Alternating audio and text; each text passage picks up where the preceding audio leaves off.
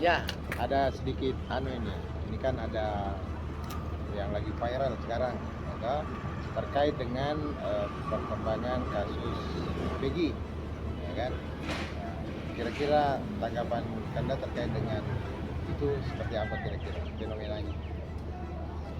kalau menurut saya, ya, saya dengar informasinya bahwa adalah eh, permohonan pra peradilan adalah dikabulkan. Ya, siap.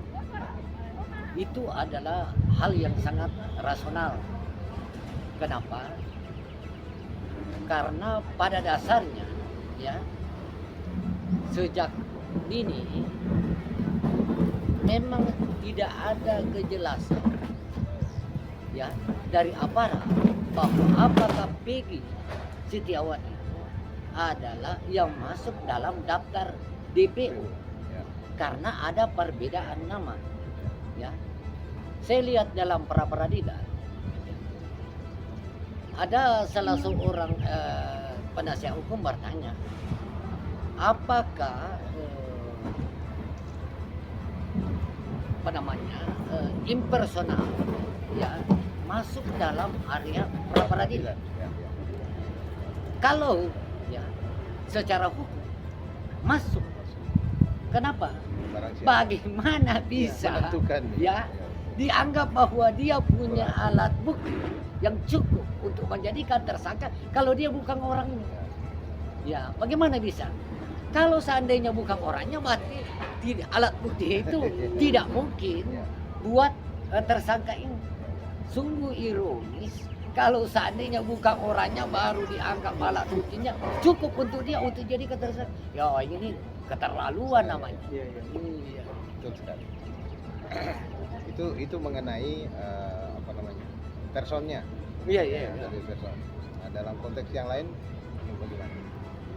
Kalau apa namanya, ya, dalam konteks alat bukti, sebenarnya aparat, ya, kebablasan menetapkan DPO. Peggy Setiawan jadi tersangka. Ya, betapa tidak, ya. Bukti CCTV, ya, untuk membuktikan bahwa kejahatan itu terjadi tidak dibuka. Sekarang ada yang menjadi pertanyaan. Biasanya kalau apa namanya ada yang sebenarnya valid untuk dijadikan alat bukti tapi tidak dibuka, itu biasanya adalah untuk menutupi sesuatu peristiwa yang sebenarnya terjadi.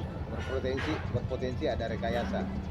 Sangat Ya. besar peluangnya terjadinya rekayasa untuk menutupi pelaku yang sebenarnya. Kita lihatlah Ferdy Sambo.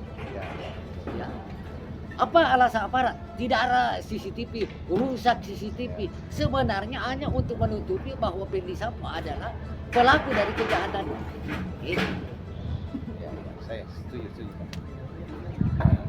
Nah, terkait dengan ini kan sudah dibebaskan nih. Iya. Nah, kira-kira langkah hukum selanjutnya untuk para tersangka, tentu kan ada implikasi lain. Iya. Ketika misalnya ada satu DPO yang kemudian itu salah orang, tentu kan berimplikasi terhadap proses hukum yang lain. Ya. Nah, itu bagaimana itu? Ya.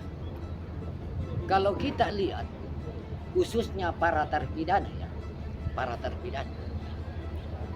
pada dasarnya terpidana sejak apa namanya dalam proses persidangan sudah mencabut BAP-nya. Ya, dalam persidangan. Dalam persidangan dia sudah cabut. Artinya menurut informasinya setelah pergantian penasihat hukum, maka dia mencabut. Alasan dia mencabut bahwa dia itu dalam diintimidasi, dalam tekanan. ya, bahkan dibonyok-bonyok, ya. Itu kan dalam hukum itu adalah ironis sekali. Seharusnya orang merasa aman, nyaman bila di tangan aparat, karena dia aparat keamanan, berarti mampu menjamin keamanan. Tapi kalau dia dibonyok-bonyok, ya, dalam lingkungan aparat keamanan, itu ironis namanya. Lebih jahat daripada penjahat Belanda dulu. Gitu.